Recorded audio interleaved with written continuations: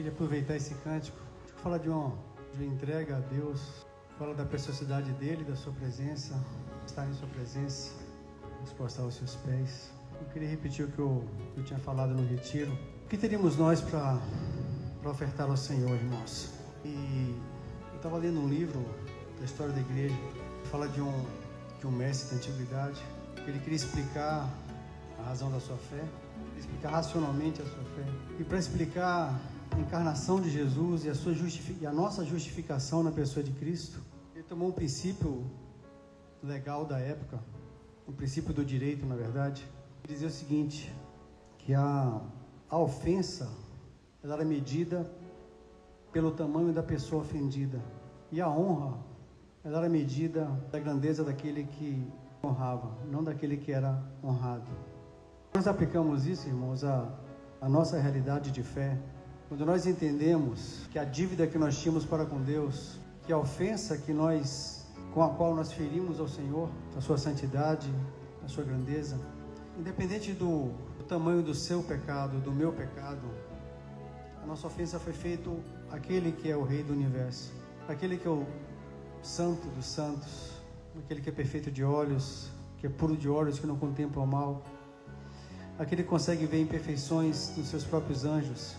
Então, o que é que nós poderíamos oferecer a Deus como pagamento dos nossos pecados? A nossa dívida era impagável, porque aquele a quem nós ferimos, aquele a quem nós ofendemos, era o mais perfeito, era o mais santo, era o Deus Criador, e nós apenas como criaturas pecadoras, falíveis, mesquinhas, egoístas, infiéis, assassinos, mentirosos, orgulhosos. O que teríamos nós a oferecer como pagamento pela nossa própria ofensa? Nada que nós fizéssemos, irmãos, seria possível pagar a Deus. Nenhuma oferta que nenhum anjo oferecesse a Ele como pagamento dos nossos pecados, embora os anjos não tivessem pecado, fossem santos também, eles poderiam se oferecer como pagamento pelo nosso pecado, mesmo sendo santos. Eles teriam em si mesmo tanta honra para pagar a ofensa daquele que é o Todo-Poderoso Deus? Não haveria nos céus, irmãos, nem na terra, nem em lugar nenhum, alguém que fosse capaz de compensar a nossa ofensa, porque ninguém estava à altura do próprio Deus. A questão não era a nossa ofensa, mas a quem o pecado de Adão ofendeu, a quem o meu pecado ofendeu, a quem o teu pecado ofendeu. Foi aquele que é perfeito e santo. E os anjos, embora sendo santos também, a sua dignidade não estava à altura daquele que é digno de toda a honra, de toda a glória. Apenas uma pessoa podia fazer isso, irmãos, Ele mesmo. Mas como o próprio Deus provará a morte em favor dos homens? Não foi Deus que pecou, foram os homens. Aí Ele se tornou um de nós. Tende vós o mesmo sentimento que houve também em Cristo Jesus, o qual, subsistindo em forma de Deus, não considerou ser igual a Deus coisa que se devia aferrar, antes a si mesmo se esvaziou, assumindo a forma de servo, tornando-se em semelhança de homens, e reconhecido em figura humana, a si mesmo se humilhou, tornando-se obediente até a morte, e morte de cruz. Quando Deus eterno, o Verbo eterno, Criador de todas as coisas, aquele por meio de quem e para quem todas as coisas subsistem, aquele que era, que é e que há de ser, aquele que sempre foi, quando Ele se limita em uma porção humana, quando o perfeito se torna carne, Ele condena na sua própria carne a nossa iniquidade. Quando Ele se oferece ao Pai como oferta pelos nossos pecados, o Pai se agrada de receber, porque alguém que era igual a Ele assumiu a culpa. Deus recebeu a oferta do seu igual, não foi de um inferior. Era alguém que realmente pudesse compensar a nossa ofensa, e só Ele poderia fazê-lo. Irmãos, grande esse mistério. Quanto isso significa para nós, e revelado isso no nosso coração. Nada que você fizesse, que eu fizesse, que ninguém fizesse, seria capaz de compensar. Apenas o próprio Deus, mas não na condição de Deus, na condição de homem, porque foi um homem que ofendeu a Deus, e foi um homem que morreu na cruz, e foi um homem que pagou os nossos pecados, mas não qualquer homem, era aquele que era antes de todos. João Batista disse assim: depois de mim vem um que é mais poderoso do que eu, porque já existia antes de mim. Quando Jesus estava debatendo no templo com os judeus, Jesus disse assim: Abraão viu o meu dia e se alegrou. E eles disseram: tu não tens nem 50 anos, como é que você viu Abraão? Jesus disse para eles: antes que Abraão existisse, eu sou. Irmãos, quando Abraão subiu aquele monte com seu filho para oferecê-lo, e lá no livro de Hebreus fala que ele cria que Deus ia ressuscitar seu filho, e quando ele estende a mão para imolar, para matar o seu filho, seu único filho, Isaque, a quem ele amava, o filho da promessa de Deus a ele, o filho pergunta antes disso: pai, aqui está o fogo, a lenha, mas cadê o cordeiro? Jesus disse: Abraão viu o meu dia e se alegrou nele. Abraão disse: o cordeiro, meu filho, Deus há de prover o cordeiro. Deus proveu o cordeiro na pessoa do seu filho, irmãos. Quando ele apareceu ali no Jordão para ser batizado, João Batista disse para os seus discípulos: aquele é o cordeiro de Deus que tira o pecado do mundo. Ele é a oferta perfeita, ele é o sacerdote perfeito que ofereceu a si mesmo. Ele não ofereceu o sangue de um cordeiro, de um carneiro, de um bode, de um bezerro, ele ofereceu o seu próprio sangue. Ele mesmo, sacrifício e sacerdote. Por isso ele é perfeito, por isso ele é digno. Quando João estava vendo as suas visões no Apocalipse, ele disse que viu um livro que estava selado, e ele chorava, porque não via ninguém digno de tomar o livro em suas mãos e de abrir os selos, e revelar o que havia de acontecer. No momento que ele chorava, o anjo lhe toca o ombro e disse: não chores, porque o cordeiro que foi morto, ele é digno. Ele é digno. Então, irmãos, quando Jesus entrega-se a si mesmo, a Deus, como um homem, não era um espírito ali, não era um anjo, era um homem, era Deus encarnado em um homem. Grande é o mistério da piedade. Aquele que foi manifestado na carne foi justificado em espírito, contemplado por anjos, pregado entre gentios, crido no mundo e recebido na glória. Não foi qualquer coisa, irmãos. Não foi por qualquer preço que fomos comprados. Foi pelo preço precioso de Jesus. E essa verdade, ela nos traz três ensinamentos, irmãos. Primeiro esse, de que ele ofereceu a si mesmo. Quando o anjo falou lá no retiro, pode ter soado estranho para alguns, quando ele disse que nos purifica os pecados, que nos perdoa os pecados. Melhor, que o perdão dos nossos pecados não é fruto do amor de Deus, mas da sua justiça. Alguns podem achar estranho, porque a Bíblia fala que o amor cobre a multidão de pecados, perdoa a multidão de pecados. Mas a justiça e a misericórdia, elas só se encontram na cruz. Onde há justiça, não pode haver misericórdia. E onde há misericórdia, a justiça deixa de ser cumprida. Mas em Cristo, na sua cruz, as duas coisas operaram naquele momento. Ele foi nunca capaz de juntar as duas coisas em si mesmo. Porque o nosso perdão é fruto da justiça de Deus e não da sua misericórdia e do seu amor. 1 João 1, capítulo 1, versículo 9 a 7, me ajudem, o 9, né? Se confessarmos os nossos pecados, Ele é fiel e justo para nos perdoar os pecados e nos purificar de toda injustiça. O apóstolo não disse que Ele é misericordioso e bondoso e amoroso para nos perdoar, porque Ele não simplesmente perdoou e deixou para lá, irmãos. Ele cumpriu também a sua justiça. A justiça de Deus foi satisfeita, porque quando Ele foi ofendido, aquela ofensa gerava uma consequência na mesma intensidade dela. Mas nenhum de nós era capaz de receber essa ofensa em nós e aplacar a ira de Deus, porque só seria só Ele descarregando a sua ira sobre nós. Porque não éramos dignos de pagar coisa alguma, nem o nosso próprio pecado.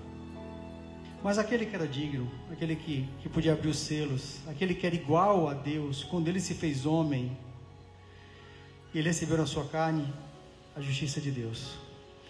Aquele que não conheceu o pecado, Deus o fez pecado por nós, para que nele fôssemos feitos justiça de Deus. Mas Ele foi ferido por nossas transgressões e moído pelas nossas iniquidades. O castigo O castigo que nos traz a paz estava sobre quem? Sobre Ele. Ele foi castigado para que eu tivesse paz. Quando Ele ofereceu o sacrifício ao Pai, o Pai não tinha como negar o perdão a nós, porque Ele ofereceu por nós. Não foi por si mesmo. O sumo sacerdote do passado, ele entrava no Santo dos Santos, levando o sangue de cordeiro, primeiro pelos seus pecados e pelos pecados do povo. Mas Jesus não tinha pecado. Ele era o cordeiro imaculado. Ele ofereceu o pagamento pelos nossos pecados. E o Pai recebeu, porque a dignidade daquele que oferecia era igual àquele que tinha sido ofendido. Entendem, irmãos? A dignidade daquele que oferecia era igualzinho. Não tinha como ele negar. Se eu chego para pagar os meus pecados, não seria suficiente, você não é digno nem estar diante de mim. Mas o seu filho era igual a ele. Eu e o Pai somos um. Ele é a imagem do Deus invisível, primogênito de toda a criação, porque nele foram criadas todas as coisas nos céus e na terra, visíveis e invisíveis, sejam tronos, soberanias, principados e potestades. Tudo foi feito por meio dele e para ele. E ele antes de todas as coisas, e nele tudo subsiste. O Pai recebeu. Ele cumpriu a justiça. É justo que o Pai perdoe aquele que está em Cristo, porque o preço que ele estabeleceu foi pago. Seria injustiça Deus negar o perdão àquele que em Cristo se arrepende, porque o preço foi pago e ele recebeu. Em Colossenses fala que ele rasgou o título de dívida que havia contra nós. Havia uma promissória lá, nenhum de nós podia pagar. Cada um dos nossos pecados, Jesus pagou e rasgou cada nota daquelas. As notas dos meus pecados foram rasgadas, os dos seus também foram rasgados. Por isso o escritor de Hebreus fala assim: porque não temos um sacerdote que não possa se compadecer de nossas fraquezas, mas temos um que, como nós, que em tudo foi tentado, mas sem pecado. De que ele entrou uma vez por todas, uma única vez, não naquilo que era sombra, mas no tabernáculo perfeito, na presença do próprio Deus, não levando o sangue de cordeiros, mas o seu próprio sangue. E o Pai recebeu. O Pai disse, o Filho falou, está consumado. E o Pai responde, está pago, está justificado. Vocês foram justificados em Cristo. Em Cristo. Irmãos, nos apresentam uma outra verdade, aquela que o Senhor quis explicar quando contou aquela parábola dos dois servos, que um devia uma conta infinita ao rei. O rei lhe pega para lhe justiçar. Ele disse, me perdoa, me dá um tempo que eu vou te pagar. O rei sabia que ele não poderia pagar. Aí o rei exerce misericórdia e põe a justiça de lado. Mas quando a justiça não é feita, só misericórdia exercida, a justiça continua aqui esperando a oportunidade para acontecer, porque ele não era digno de ser perdoado. Ele foi movido pela misericórdia do rei. Aí ele sai da presença do rei e encontra quem? O seu igual. Ele sai da presença do superior e encontra o seu igual. O seu superior tinha acabado de perdoá-lo. Ele encontra o seu igual. E o seu igual lhe devia uma conta ínfima, impagável, perfeitamente pagável. Ele diz, paga o que tu me deves. Ele tem paciência comigo que eu vou te pagar. Não, você vai pagar. Mas espera um pouco, não, você vai para a cadeia. O que aconteceu? A conversa chegou aos ouvidos do rei e ele disse, mandou chamá-lo e disse, servo mau, eu te perdoei uma dívida infinita, como você se nega a perdoar o teu irmão? Por isso você vai ser entregue aos torturadores e não sairá de lá enquanto não pagares o último centavo. O Senhor fala, assim acontecerá convosco, se do íntimo do vosso coração não perdoar os vossos irmãos. Irmãos, quando eu nego o perdão ao meu igual, que já foi perdoado pelo pecado que ele cometeu contra mim, lembra daquela conta que Jesus rasgou? Estavam os teus pecados, os meus pecados, e os meus pecados contra você também estavam ali, e os teus pecados contra mim também estavam ali. Ele rasgou todos eles, Como ousamos, nós que fomos perdoados por aquele que é perfeito e santo, cujo perdão custou a vida do justo e do digno, negar o meu pequeno perdão ao meu igual? Nós somos todos iguais. Igual a Deus, só seu Filho. Todos nós somos iguais. Nós não podemos, irmãos, reter o nosso perdão aos nossos irmãos. Caso contrário, nós saímos debaixo dessa proteção, e o Pai também retém o perdão sobre nós, e sobre nós pesa a sua ira. E a terceira coisa que esse princípio nos ensina é que a honra é medida por quem entrega. Nós queremos honrar a Deus, né? Nós louvamos a Ele, nós o adoramos por aquilo que Ele é, por aquilo que Ele fez. Mas o que temos nós para oferecer a Ele? Será que somos capazes de oferecer a Ele um louvor digno dEle, uma adoração digna dEle, uma vida digna dEle? A única coisa que Ele recebe de nós, irmãos, é aquilo que Ele coloca em nós. É como aquela ilustração que eu usei do filho pequeno que recebe o dinheiro do seu pai e compra o presente. Vocês que são pais e mães já passaram por isso. Quantas vezes seus filhos lhe entregaram presentes, mas com que dinheiro eles compraram esse presente? O dinheiro que vocês deram. Mas vocês ficaram felizes em receber? Ficaram, né? Eu fico. E eles se sentem extremamente realizados em presentear seu pai. Assim também o Pai do céu conosco. Ele nos deu seu perdão, nos deu sua graça, nos deu sua vida, seu Espírito Santo. E por meio dele, nós tributamos a Ele louvor, honra, adoração e uma vida dedicada a Ele. E Ele recebe. Ele recebe com alegria e fala assim: são meus filhos. Que lindo, meus filhos me presenteando com aquilo que eu lhe dei. Ele não quer outra coisa. Ele não quer o que Ele não nos deu. Ele não quer nossa amargura, nosso rancor, nosso orgulho, nossa despeita, nossa hipocrisia. Ele quer a sua santidade. Ele quer o seu louvor. Ele quer a sua honra que Ele colocou em nós. Quando Ele devolveu o seu anel, colocou no nosso dedo as roupas novas que Ele nos deu, alvejadas no sangue do Cordeiro, com ousadia. Entendam essa ousadia como confiança. Nós entramos no Santo dos Santos para adorá-lo, para render louvores a Ele. Amém? Podemos render um pouco mais de louvores a Ele, com essa consciência de que fomos recebidos por Ele